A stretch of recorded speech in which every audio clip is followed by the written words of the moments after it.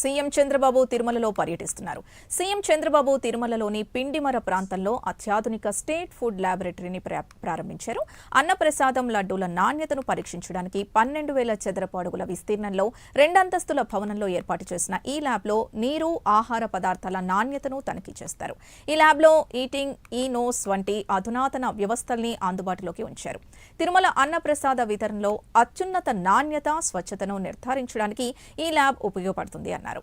Lab ప్రారంభోత్సవానికి ముందు CM Chandrababu Vaikuntham queue complex లోని కమాండ్ కంట్రోల్ సెంటర్ ని కూడా సందర్శించారు.